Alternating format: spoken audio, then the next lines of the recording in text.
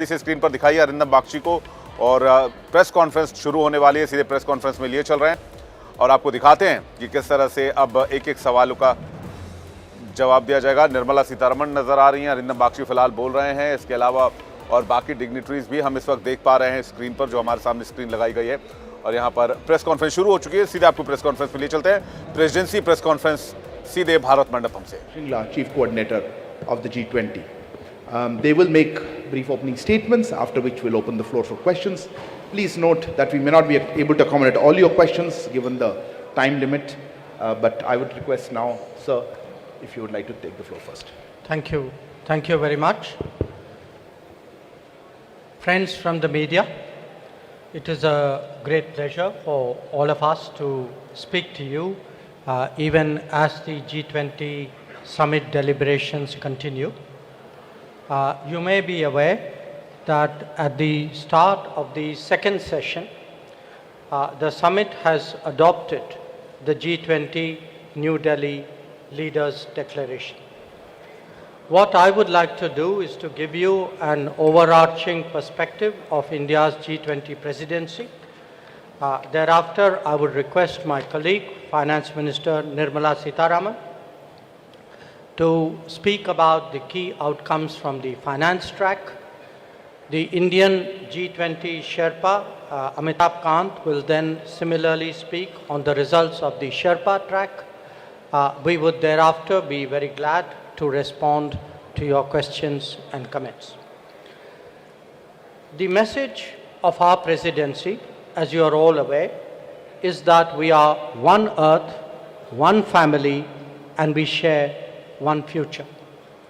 This draws the entire proceedings of the New Delhi Summit are in fact organized accordingly, with 3 sessions devoted to each aspect of this theme. Now, reflecting this approach, we have gone as inclusive and broad-based as possible. It is witnessing the participation of its 20 member states, 9 invitee nations, and 14 international organizations. It is a matter of particular satisfaction for us that the African Union has this morning become a permanent member of the G20, that too during the Indian presidency. This is in keeping with the priority that we attach to addressing the urgent concerns of the Global South. You would recall that at the beginning of our presidency, at Prime Minister Modi's initiative, 125 nations were consulted to express the voice of the Global South. In terms of its organization and program, the Indian presidency, if I may say so, has been exceptional. Events have been spread across 60 cities, which are truly across the length and breadth of India. There has been a popular participation and a societal involvement of an extraordinary degree. The interest in G20 proceedings have been particularly strong among our youth. It has been an opportunity to showcase our culture, traditions, and heritage as well. The G20 has contributed to making India world ready and the world India ready. The declaration that the leaders have agreed on today focuses on promoting strong, sustainable, balanced, and inclusive growth. It seeks to accelerate progress on SDGs and has come up with an action plan accordingly. It envisages a green development pact for a sustainable future. It endorses high-level principles on lifestyle for sustainable development, voluntary principles on hydrogen, the Chennai principles for a sustainable and resilient blue economy, and the Deccan principles on food security and nutrition, among others. The transformative and inclusive role of technology has been highlighted with a focus on digital public infrastructure. The Indian presidency's proposal of a One Future Alliance has also been noted. The G20 has reaffirmed the fundamental importance of gender equality and committed to halve the digital gender gap by 2030. Recognizing that the post-pandemic world order must necessarily be different from the world before it, the leaders have also emphasized the need to reinvigorate multilateralism and reform international financial institutions. This is particularly relevant to managing global debt vulnerabilities. So, as you can see, there have been many far-reaching and very consequential policies and decisions that have been agreed upon today. Keeping all that in mind, I would, at this stage, request Finance Minister to highlight the key issues from the finance track. Thank you, Jayashankarji.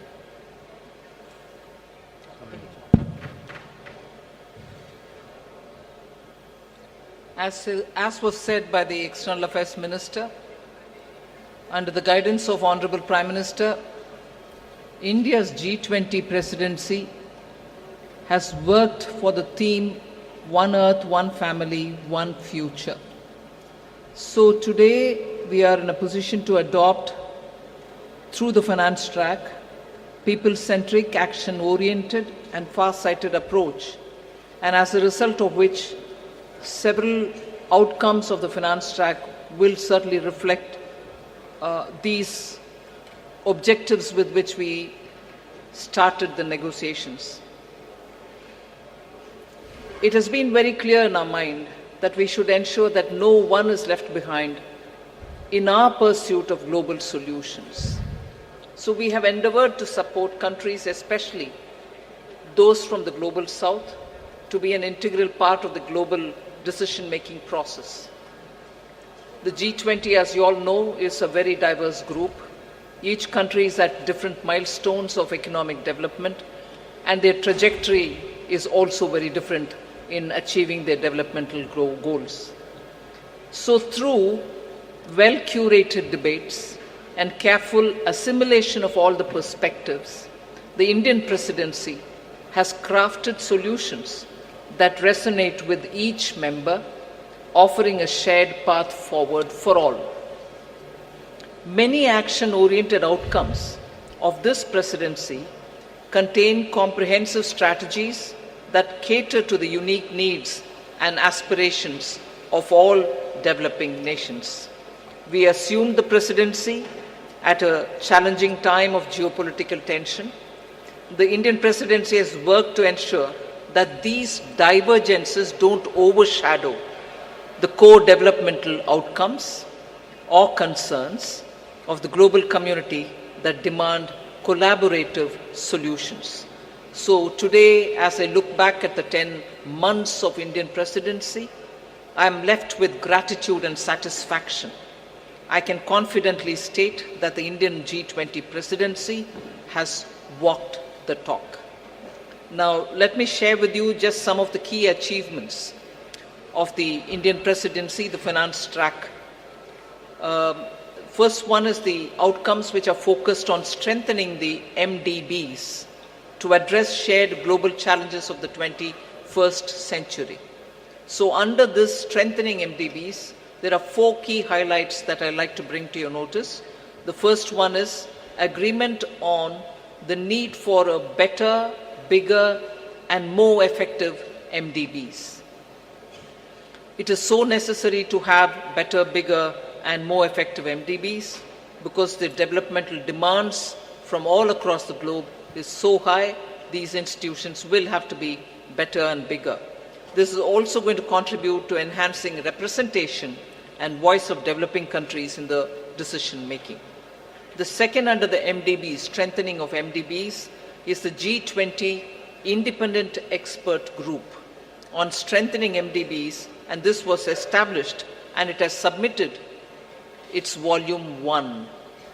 The first report, their report consists of 2 volumes. The first volume has already been submitted.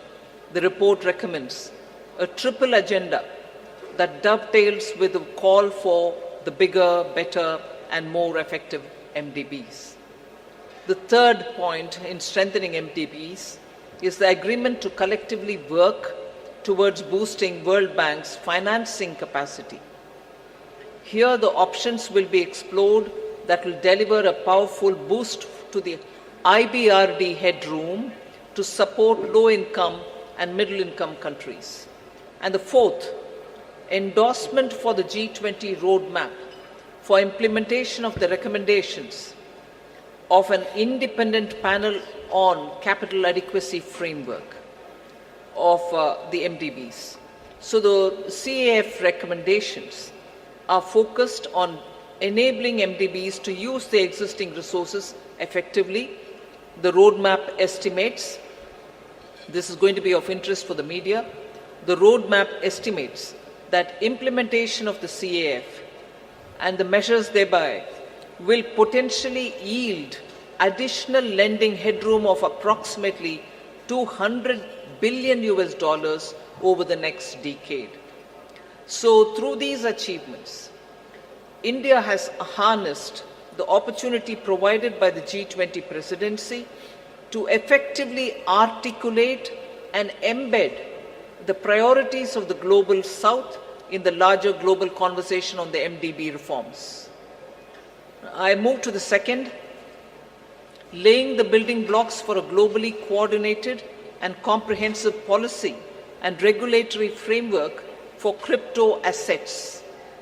The global push for clearer policies on crypto assets has gained momentum under the Indian presidency, and a global consensus is emerging on the same.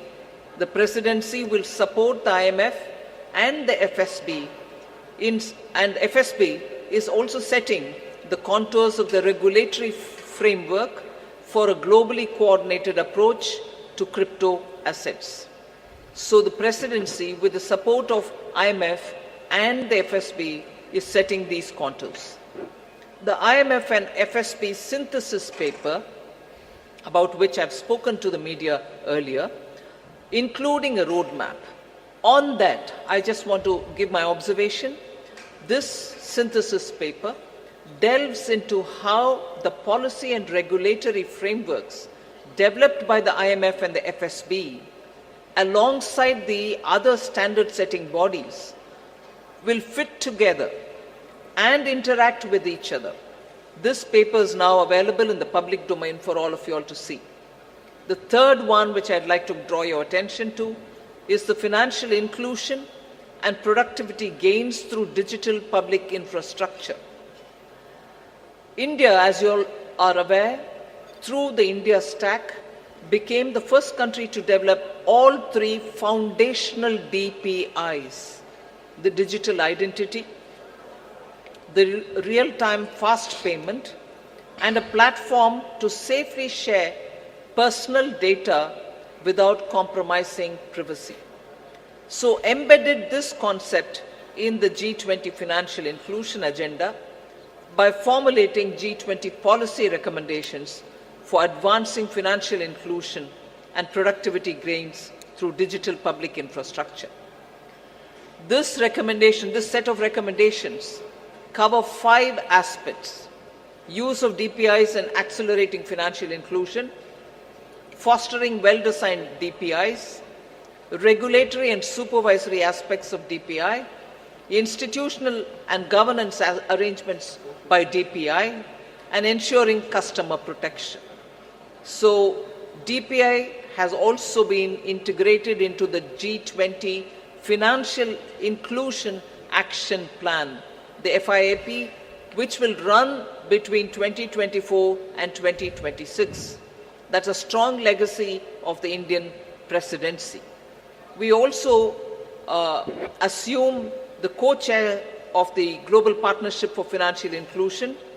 The implementation of the Financial Inclusion Action Plan, as well as the policy recommendations on DPI, will remain as areas that will continue to be heard across the G20 forum.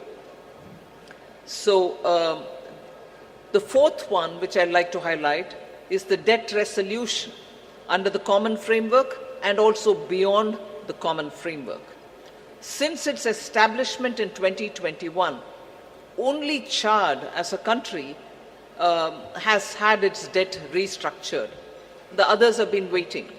So since India took over the G20 presidency, good progress has been made in the ongoing country cases under the common framework of debt treatment, and the three countries in that are Zambia, Ghana, and Ethiopia.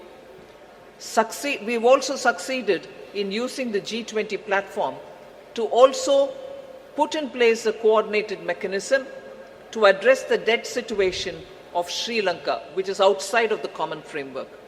So G20 will continue discussing the policy-related issues linked to the implementation of the common framework and make periodically such appropriate recommendations. The launch of the Global Sovereign Debt Roundtable, which is co-chaired by IMF, the World Bank, and also the G20 presidency, to enhance the conversation among the various stakeholders and address current shortcomings in the debt restructuring process. That has now become an institution which is actually acting as a catalytic agent in getting resolutions done faster. The fifth point under the finance track, which I'd like to bring to your notice, is the financing of cities of tomorrow. Key concerns of the low-income countries and emerging markets is always been to mobilize resources for financing sustainable, resilient, and also inclusive cities of tomorrow. The G20 principles, which are issued for financing cities of tomorrow to promote effective and efficient use of financial resources to support urban development that is socially inclusive, environmentally responsible, and economically sustainable, are now all under the framework of the principles which have been used. The MDBs and the development financial institutions can use these principles in their financing plans for urban infrastructure. The sixth, which I'd like to quickly draw your attention, is the two-pillar solution on global taxation, the international taxation. We've made substantial progress in the two-pillar solution, and the work has also happened on the exchange of information on immovable property transactions between countries. There is a launch of the pilot program of the South Asia Academy in India for tax and financial crime investigation in collaboration with the OECD. The seventh, on which I'll elaborate, is mechanism to support the timely and adequate mobilization of resources for climate finance. Till date, the conversation was focused on calling on developed countries to say, where is that $100 billion US dollars, which didn't come. But Indian presidency adopted an action-oriented approach, and the G20 explored mechanisms that can support timely and adequate mobilization of resources for climate finance, facilitating access to multilateral climate funds and enhancing their leverage and ability to mobilize private capital has also been our focus. Special focus again on development, demonstration, deployment of green and low carbon technologies. Now the list of outcomes, I've pointed out 7, just 3 more which I'll not go into the detail, but you can take it as enough has been done on that. I'll also put it out for your consideration. Scaling up sustainable finance for social sectors, health and education. Technical assistance for capacity building. Then global conversation on transition policies, especially to include range of options, both on pricing and non-pricing. And the third one, enhancing finance health collaboration so as to cover many other work streams as well. So I listed out 7, elaborated on them, 3 others which have not elaborated, but on all of them, substantial progress and outcomes have been achieved. India's received tremendous support from the G20 members across the table. The outcomes of the Indian presidency are a testimony to India's commitment to multilateralism and for international cooperation. We assure the upcoming Brazilian presidency of our strong support and to continue the momentum on key issues of global importance. I now hand over back to Minister Jaishankar. Thank you, Nirmala ji. May I now request G20 Sherpa Amitabh Kant to bring out the major outcomes from the Sherpa track. Thank you, Minister. So first of all, when we started India's presidency, the Prime Minister had said that India's presidency must be inclusive, it must be decisive, it must be ambitious, and it must be action-oriented. The New Delhi Leaders' Declaration has 83 paras in all. All 83 paras have 100% consensus across all countries. There are 8 paras. तो देखिए, इस वक्त G20 का दूसरा session हो चुका था और उसके बाद जो तय समय के मुताबिक ये प्रेस ब्रीफिंग इस वक्त चल रही है, जिसमें विदेश मंत्री एस.जयशंकर ने पहले अपनी बात रखी और उसके बाद वित्त मंत्री निर्मला सीतारमण ने यहाँ पर G20 समिट के दौरान जो दोनों सेशंस हुए हैं उनमें जो तमाम आर्थिक मुद्दों पर G20 नेशंस के साथ बातचीत हुई उस पर उन्होंने प्रकाश डाला। और साथ ही यहाँ पर वित्त मंत्री निर्मला सीतारमण ने यह भी साफ किया कि जिस गति के साथ भारत आगे बढ़ रहा है, जिस उद्देश्य के साथ भारत आगे बढ़ रहा है, उस उद्देश्य को पूरा करने में G20 नेशंस के जो तमाम सदस्य देश हैं उनका भारत को लगातार बहुत साथ मिल रहा है। यहाँ पर G20 के दौरान जो आर्थिक गतिविधियों पर तमाम देशों के जो बात हो रही थी उस पर भी यहाँ पर निर्मला सीतारमण ने अपनी बात रखी और उन्होंने कहा कि हम जिस मकसद के साथ मिले हैं, G20 की अध्यक्षता जिस मकसद के साथ भारत कर रहा है, G20 की मेजबानी भारत जिस उद्देश्य के साथ कर रहा है, वो उद्देश्य वो मकसद पूरे होते नजर आ रहे हैं। और निर्मला सीतारमण ने यह भी साफ किया कि भारत की तरफ से तमाम आर्थिक मुद्दों पर जो पहल की गई, जो बात रखी गई, उस पर जो G20 के बाकी सदस्य देश हैं उन्होंने सहमति जताई और भारत का समर्थन किया। और इस वक्त अमिताभ कांत बोल रहे हैं और इससे पहले विदेश मंत्री एस.जयशंकर ने भी अपनी बात रखी थी। तो प्रेस ब्रीफिंग इस वक्त चल रही है और ज़्यादा जानकारी के साथ हमारे साथ मेरे सहयोगी अभितोष भी जुड़ गए हैं। अभितोष, देखिए, ये जो प्रेस ब्रीफिंग चल रही थी इसमें वित्त मंत्री हो, विदेश मंत्री हो, दोनों का ही ये कहना था कि G20 समिट की मेज़बानी हर लिहाज से सक्सेसफुल होती नजर आ रही है।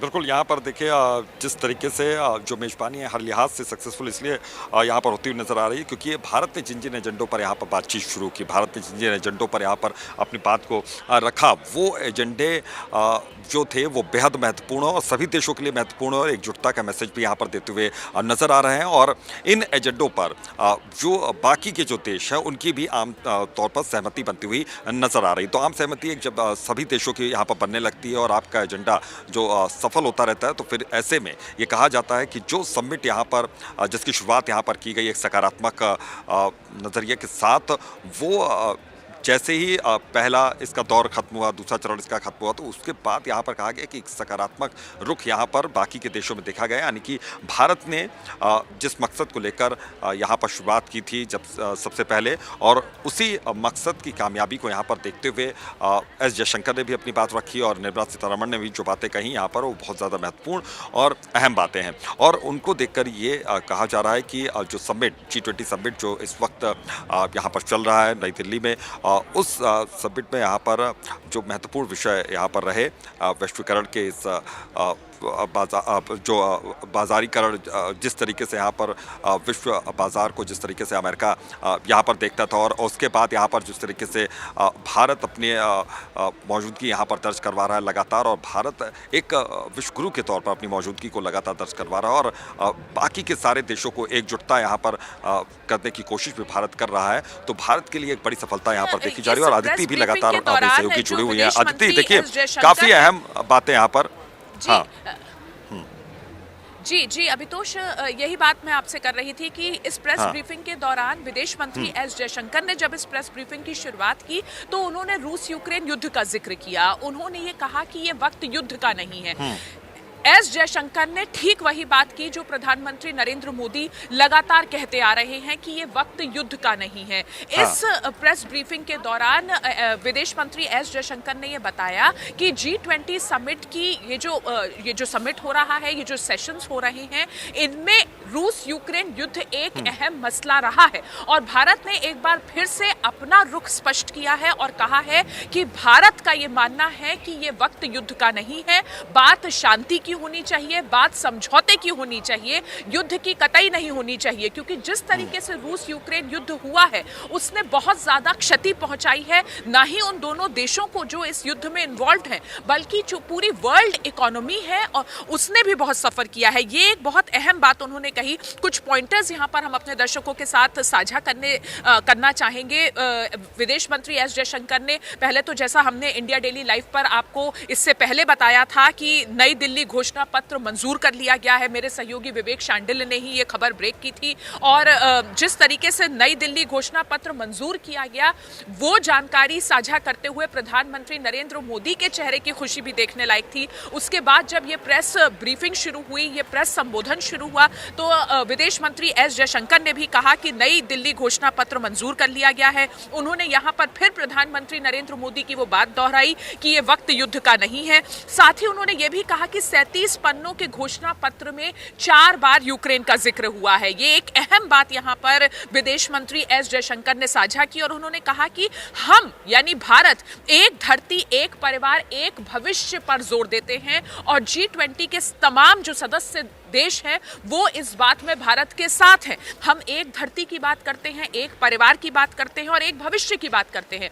और यही वजह है कि युद्ध जो अपने साथ हानि लेकर आता है उस हानि को नजरअंदाज नहीं किया जा सकता। यहाँ विदेश मंत्री एस जयशंकर ने कहा कि युद्ध से यूक्रेन के लोगों को बहुत कष्ट हुआ है। और साथ ही वित्त मंत्री निर्मला सीतारमण ने भी इस बात का जिक्र किया कि युद्ध ने यूक्रेन को बहुत ज्यादा कष्ट पहुंचाया है। मजबूत, टिकाऊ, समावेशी विकास पर जोर है भारत का। ऐसे विकास की हमें यहाँ पर बात करनी है जो मजबूत हो, जो लंबे समय तक चले और जो सबका साथ सबका विकास की बात करे। जब भी प्रधानमंत्री नरेंद्र मोदी भी विकास की बात करते हैं वो समावेशी की बात करते हैं, सबको साथ लेकर चलने की बात करते हैं और यही चीज निर्मला सीतारमण ने भी यहाँ पर कही। साथ ही उन्होंने ये भी साफ कर दिया कि परमाणु हमले की धमकी किसी भी देश की अस्वीकार की जाएगी। कोई भी देश परमाणु हमले की धमकी नहीं दे सकता। वैश्विक समस्याओं के निराकरण पर भी जोर दिया जाएगा। तो इस तरीके के तमाम मसलों के बारे में यहाँ प्रेस ब्रीफिंग के दौरान पहले विदेश मंत्री एस जयशंकर और फिर वित्त मंत्री निर्मला सीतारमण ने अपनी बात कही। अभितोष।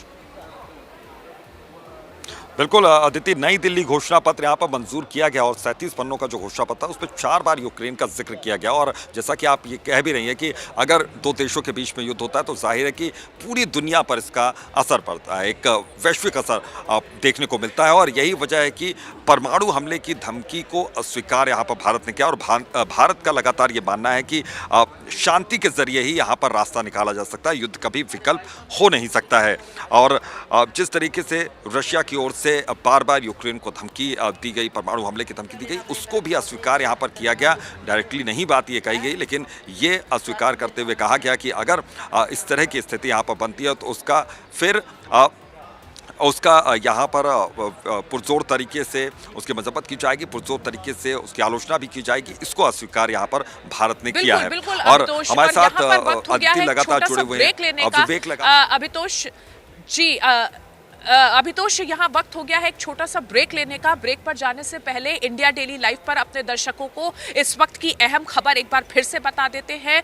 G20 का दूसरा सेशन खत्म हो चुका है। दूसरे सेशन के बाद यहाँ पर प्रेस ब्रीफिंग हुई। इस प्रेस ब्रीफिंग को विदेश मंत्री एस जयशंकर और वित्त मंत्री निर्मला सीतारमण ने इस प्रेस ब्रीफिंग को किया और यहाँ पर ये बताया कि नई दिल्ली घोषणा पत्र मंजूर हो चुका है।